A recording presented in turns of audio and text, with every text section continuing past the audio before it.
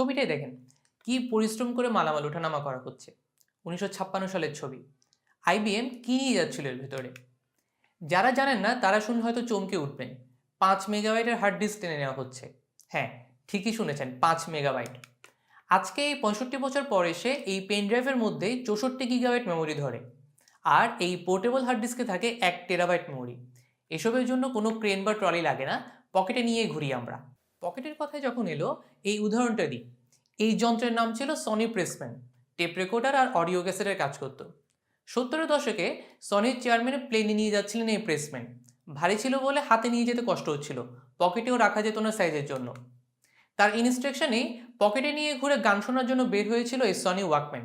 গানের জগতে রীতিমতো বিপ্লব আর হইচই নিয়ে দিয়েছিল এই ওয়াকম্যান। 20 বছর ওয়াকম্যান রাজত্ব করার পর 2001 সালে আসলো অ্যাপলের এই আইপড। আর এক দফা বিপ্লব হলো মিউজিক ইন্ডাস্ট্রিতে। আগের মতো ক্যাসেট পাল্টানো ঝক্কি নেই, একসাথে 1000 গান ধরে এখানে, কি বিশাল ব্যাপার ছিল। এরপর ধাপে ধাপে আইপডও নেই, এখন স্মার্টফোনের মাধ্যমে গান রাখা যায় অনেক। কেন আর একটা আলাদা ডিভাইস নিয়ে ঘুরবো আমরা? এখন আবার ক্লাউডের যুগ। মিউজিক স্ট্রিম করে শুনি আমরা স্পটিফাই বা সাউন্ড ক্লাউডে। মিউজিক ভিডিও স্ট্রিম করি ইউটিউব, ভিমিওতে। পিসি বা মোবাইলে স্টোরেজ খরচা করে গান রাখার প্রয়োজনীয়তা এখন প্রায় নাই বললেই চলে।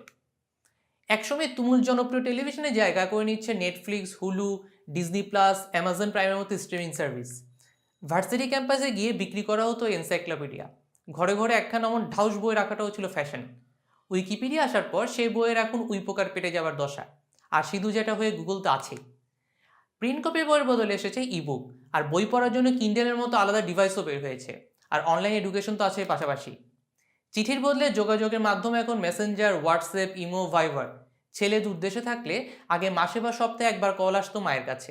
এখন অনলাইনে ভিডিও কল হয় প্রায় প্রতি রাতে। দূরত্ব যতই হোক, কাছে থাকা এখন খুবই সম্ভব। ট্র্যাডিশনাল সিস্টেম থেকে ডিজিটাল কনভার্সন তো বললাম, আবার ডিজিটাল মিডিয়াও প্রতি 5 বছর পর চেঞ্জ হচ্ছে হুটহাট করে। স্মার্টফোন আর ইন্টারনেট পুরোদমে হাতে মুঠে আসার পর কত কিছু রিপ্লেস হয়ে গিয়েছে ভাবুন একবার। এক স্মার্টফোনই হাঁ করে গিলছে ফ্ল্যাশ লাইট, ঘড়ি, calendar, radio, alarm clock, calculator ইত্যাদি। আবার camera, video games console, landline phone, DVD, news paper, photo album, map, notebook, Walkman, phone বুক, কম্পাস সবই অবসলিট হয়ে যাচ্ছে কম বেশি। কলেজ লাইফে থাকতে গানের লিরিক্স লিখে লিখে 2টা খাতা ভরিয়ে ফেলেছিলাম। খাতা 2টা আছে এখনও, কিন্তু দেখলে হাসি আসে। এখন একটা গুগল সার্চ দিয়ে পুরো লিরিক্স পাওয়া যায়। কেউ আর হয়তো এখন এমন করে খাতায় লিরিক্স লিখে রাখে না। প্রিয় প্লেয়ারদের ছবি পেপার কাটিং করে জমাতাম, এখন হয়তো পিসি বা মোবাইলের ফোল্ডারে ডাউনলোড করে রাখে কিশোররা। 15 বছর আগেও কে ভেবেছিল নিজের একান্ত পার্সোনাল রুমে অন্য কাউকে থাকতে দিবে লোকজন, তাও রেগুলার বেসিসে। এয়ারবিএনবি সম্ভব করে দেখলো সেটা কি? মনোপলিস্টিক ইকোনমি থেকে সরে এসে এখন শেয়ার ইকোনমির যুগ। শেয়ার ইকোনমি বলতে নিজের ট্যাঞ্জিবল এবং ইনট্যাঞ্জিবল প্রপার্টি আরেকজনের সাথে শেয়ার ব্যবহারকে বোঝায়। রাইড শেয়ারিং এবং কার শেয়ারিং এর জন্য উবার, পাঠাও, জোবাইক আছে। কোয়ার্কিং স্পেস আছে এরকম। ইবে বা ক্রেগলিস্টের মতো প্ল্যাটফর্মে সেকেন্ড হ্যান্ড জিনিসই বিক্রি হয় বেশি। কিকস্টারের মতো ক্রাউড ফান্ডিং প্ল্যাটফর্ম আছে। অ্যাপার্টমেন্ট রেন্টিং এর জন্য এয়ারবিএনপির এক্সাম্পল দিলাম একটু আগে। সাথে আমাদের সব lifestyle are going digital. Grocery লাগবে, বাসা থেকে বসে অনলাইনে অর্ডার দিতে পারবেন। পেমেন্ট করতে হবে, তাও অনলাইনে বসে করতে পারবেন মোবাইল ব্যাংকিং দিয়ে। মোবাইল রিচার্জও করা যায় ঘরে বসে বিকাশ বা নগদের মতো অ্যাপ দিয়ে। দিনে দিনে আমাদেরকে ক্যাশ হ্যান্ডেল করতে হচ্ছে আরও কম। রেস্টুরেন্ট বা ক্লাউড কিচেনে কোনো খাবার অর্ডার দিতে পারবেন ফুড ডেলিভারি অ্যাপ দিয়ে। পিৎজা হাট, ডোমিনোস পিৎজার মতো বড় বড় রেস্টুরেন্ট নিজেরাই ডেলিভারি দেয় বাসায় গিয়ে। ব্যাংকিং এখন অনলাইনে। City bank, EBL, standard chartered সহ বড় বড় ব্যাংকগুলো আলাদা অ্যাপ চালু করেছে অনলাইন ব্যাংকিংয়ের জন্য। অফিসের ইম্পর্টেন্ট মিটিং বা বিদেশি কোনো ক্লায়েন্টের সাথে বাতচিত, তাও করতে পারবেন জুম, স্কাইপ, গুগল মিটের মতো অ্যাপ দিয়ে। অফিসের ডকুমেন্টের কাজও গুগল ড্রাইভ, ওয়ান ড্রাইভ, ড্রপবক্সের মতো সার্ভিস দিয়ে এখন আরও সহজ। ক্লাসরুমও তো অনলাইনেই। এই প্যান্ডেমিকের মধ্যেই স্কুল, কলেজ, ভার্সিটির একাডেমিক ক্লাস কিংবা কোচিং ক্লাস সবই তো হলো অনলাইনে। এবার আসে এন্টারটেনমেন্ট ইন্ডাস্ট্রিতে। মুভি, টিভি সিরিজ, মিউজিক সব এখন স্ট্রিমিং সার্ভিসে চলে আসছে। অনেক মুভি তো আজকাল সিনেমা হলে রিলিজ না দিয়ে এখন এইসব স্ট্রিমিং সার্ভিসে রিলিজ দেওয়া হয় আগে। ভিডিও গেমসের দোকান আলাদা ভিডিও প্লেয়ার কনসোলের জায়গা দখল করে নিচ্ছে মোবাইল গেমস। অন্য কারোর সাথে গেমস খেলতে চান লাইভ স্ট্রিমিং করে, টুইচের মতো প্ল্যাটফর্মে সম্ভব সেটাও। জব খুঁজতে চান, বিডি জবস, লিঙ্কডইনের জব হোস্টিং প্ল্যাটফর্ম তো আছে। অনেকে এখন ফেসবুক গ্রুপ বা পেজের মাধ্যমে সার্কুলার দিচ্ছে। আবার জব ইন্টারভিউ নেওয়া হচ্ছে অনলাইনে বসে। এই প্যান্ডেমিকের মধ্যে আমাদের অফিসে যেসব রিক্রুটমেন্ট হয়েছে সব বাসায় বসেই। ছকে বাঁধা জব না করে ফ্রিল্যান্সিং করতে চান, সেটাও সম্ভব ইন্টারনেটে বসেই। আপওয়ার্ক, ফিভারের মতো প্ল্যাটফর্ম দিয়ে নিজের স্বাধীনতা মোতাবেক ঘরে বসে কাজ করতে পারেন ভিন দেশের ক্লায়েন্টের সাথে। অনলাইন লার্নিং প্ল্যাটফর্মও জনপ্রিয় হচ্ছে আগের চেয়ে অনেক বেশি। অন্য এক্সাম্পল কেন, এই ভিডিওতে দেখছেন অনলাইন লার্নিং প্ল্যাটফর্মের কল্যাণে। অনলাইন শপিং এখন আগের যে কোনো সময়ের চেয়ে অনেক বেশি পপুলার। ফেসবুক ভিত্তিক অনেক ক্ষুদ্র উদ্যোগ তৈরি হয়েছেই, সাথে নামকরা ব্র্যান্ডগুলো জোর দিচ্ছে অনলাইন সেলসের উপর। আর কোনো প্রোডাক্ট কেনার আগে গুগল করে সেই প্রোডাক্টের রিভিউ যাচাই করতে চাই আমাদের। অনলাইনে অ্যাম্বুলেন্স সার্ভিস, ডাক্তারদের সাথে online appointment, telemedicine service, online pharmacy সবই ধীরে ধীরে গ্রহণযোগ্যতা পাচ্ছে আমাদের দেশে। এই যে এত ডিজিটাল সার্ভিস বা ডিজিটাল কমোডিটির কথা বললাম, প্রতিটাই কিন্তু আলাদা আলাদা সব বিজনেস, এবং একটা বিজনেসের জন্য মার্কেটিং প্রমোশন তো লাগবেই। এই ডিজিটাল লাইফস্টাইলে অভ্যস্ত যাচ্ছি আমরা। এর মানে লোকজন আগের চেয়ে অনেক বেশি ডিজিটাল প্ল্যাটফর্মে সময় দিচ্ছে। তাই বিজনেস বা সেলস পারপাসে ডিজিটাল মার্কেটিংও ইম্পর্টেন্ট হয়ে যাচ্ছে দিনে দিনে। লোকজন যেখানে বেশি যাবে বা যেখানে বেশি সময় ব্যয় করবে, মার্কেটিংও তো সেখানে বেশি বেশি করতে হবে। এটাই সবচেয়ে সহজ কথা। তো এই ডিজিটাল মার্কেটিংয়ের মধ্যে কী কী বিষয় আছে?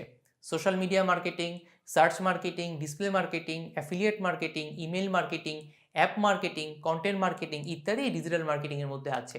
তবে paper, TV, radio, print magazine, poster, online event activation, billboard এসব ট্র্যাডিশনাল মার্কেটিং কিন্তু ওভারনাইট হারিয়ে যাবে না। এগুলো ডিজিটাল মার্কেটিংয়ের সাথে আরও অনেক বেশি ব্লেন্ড হবে। বরং ব্র্যান্ড বা কোম্পানির এক্সপোনেনশিয়াল গ্রোথের সাথে এই দুইটার মধ্যে কম্বিনেশন ইজ মাস্ট নিডেড। এই ডিজিটাল মার্কেটিং অ্যাডভান্টেজ কী কী? এটার রেজাল্ট সহজে মেজার করা যায়, বেটার অডিয়েন্স টার্গেট করা যায়, এটা কস্ট ইফেক্টিভ, লোকজন ফিডব্যাক জানাতে পারে। তো এইসব নিয়ে আমরা পরের ভিডিওতে আরও বিস্তারিত জানবো। তবে ডিজিটাল লাইফস্টাইলের খারাপ দিকও আছে পাশাপাশি। যারা ব্ল্যাক মিরর বা সোশ্যাল ডিলেমার মতো টিভি সিরিজগুলো দেখেছেন তারাও বুঝতে পারবেন খুব সহজে। আর সামনে যদি এমন থিং দেখেন তাহলেও যেন খুব বেশি অবাক হবেন না। এই ডিজিটাল মিডিয়া চেঞ্জ হচ্ছে খুব ফাস্ট। লোকজনের অ্যাটেনশন স্প্যানও খুব কমে গিয়েছে, মাত্র 5 সেকেন্ড হয়তো। আবার ট্র্যাডিশনাল সেট রুলস এখানে খাটে না সবসময়। তাই ডিজিটাল মার্কেটিংয়ে সাকসেস পাওয়া বেশ কঠিনই বটে। But there is a big paradigm shift. কোম্পানিগুলো তাদের বাজেটের অলমোস্ট 20% এখন খরচ করছে ডিজিটাল মিডিয়াগুলোর জন্য, আর কোনো কোম্পানিতে আরও বেশি। ফিউচার ওয়ার্ল্ডে সার্ভাইভ করার জন্য প্রতিটি কোম্পানিকে অবশ্যই ভাবতে হবে অ্যাবাউট গোয়িং ডিজিটাল। প্রত্যেক বিজনেসকে ইভেনচুয়ালি অবশ্যই নিজেদের ট্রান্সফর্ম করতে হবে ভবিষ্যতে অপরচুনিটিগুলো গ্র্যাব করার জন্য। ডিজিটাল মিডিয়া এসে যেমন অনেক জব নিয়ে যাচ্ছে, পাশাপাশি নতুন নতুন জব ক্রিয়েটও হচ্ছে। Fax, camera, cyber cafe, DVD rental দোকান এসব বন্ধ হয়ে গেছে ঠিকই, কিন্তু চেঞ্জ হয়ে অন্য কোনো ডিজিটাল বিজনেস শুরু করেছে তারা নিশ্চয়ই। অর্থাৎ সামনে এন্ডলেস অপরচুনিটি, অনেক ইনোভেশন এবং ডিসরাপশন হবে সামনে। আপনাকেও প্রিপেয়ার থাকতে হবে এসব বিগ চেঞ্জের জন্য। তবে এই কথা মনে করিয়ে দিতে চাই, ডিজিটাল মার্কেটিংকে ট্র্যাডিশনাল মার্কেটিংয়ের সাথে একসাথে গাঁথতে হবে। ডিজিটাল মার্কেটিং আলাদা কোনো কুল ওয়ার্ড না, সবসময় যে আলাদা ডিপার্টমেন্ট করতে হবে এমনও না। এটাও দিন শেষে মার্কেটিংয়ের বেসিকগুলো এখানেও খাটে। বেশ কিছু ট্র্যাডিশনাল মার্কেটিং প্রিন্সিপাল ডিজিটাল মার্কেটিংয়ের জন্যও খাটে। সে সপ্তাহে জানতে হবে, এসব না জেনে ডিজিটাল মার্কেটিং করতে যাওয়া সাঁতার না জেনে পানিতে নেমে যাওয়ার মতোই। মনে রাখবেন, ডিজিটাল মার্কেটিং করে দিন শেষে আপনি মানুষের কাছে, অর্থাৎ আপনার টার্গেট কাস্টমারের কাছে পৌঁছাতে যাচ্ছেন। এই মানুষ বা এই কাস্টমাররা কিন্তু আগে ট্র্যাডিশনাল মার্কেটিংই কাস্টমার। তাদের ডিসিশন মেকিং প্রসেস বা কনজিউমার বিহেভিয়ার সে একই। মানুষ বা কাস্টমারও তার পাল্টে যায়নি, তার পছন্দ অপছন্দ, চাওয়া পাওয়া সে একই রয়ে গিয়েছে, শুধু মার্কেটিং মিডিয়ামটা পাল্টেছে। তাই ব্র্যান্ড বা মার্কেটিংয়ের বেসিক না বুঝে শুধু ডিজিটাল প্ল্যাটফর্ম আর ডিজিটাল টুলস শিখলে কিন্তু হবে না। এই ডিজিটাল জমানার যুগে মার্কেটিংয়ের বেসিক জেনে বুঝেই ডিজিটাল মার্কেটিংয়ের পথ পাড়ি দিতে হবে। আর তাই এসব ফান্ডামেন্টালস দিয়ে সাজানো হয়েছে আমাদের কোর্স মডিউল। আপনাদের সাথে আছে আমি প্রিয়ম। আমার পরিচয়, আমি প্যাভিলিয়ন স্পোর্টস প্ল্যাটফর্মের কো-ফাউন্ডার এবং ম্যানেজিং ডিরেক্টর, এবং প্লেমেকার ডিজিটাল মার্কেটিং এজেন্সির হেড অফ অপারেশনস। বিগত 8 বছরের বিজনেস ডোমেইনে বা ডিজিটাল অ্যাটমসফিয়ারে থেকে আমার যেসব এক্সপিরিয়েন্স বা লার্নিং হয়েছে তা শেয়ার করবো আপনাদের সাথে, গল্প দিয়ে, বিভিন্ন উদাহরণ দিয়ে। So welcome you all in the world of digital marketing. Happy learning.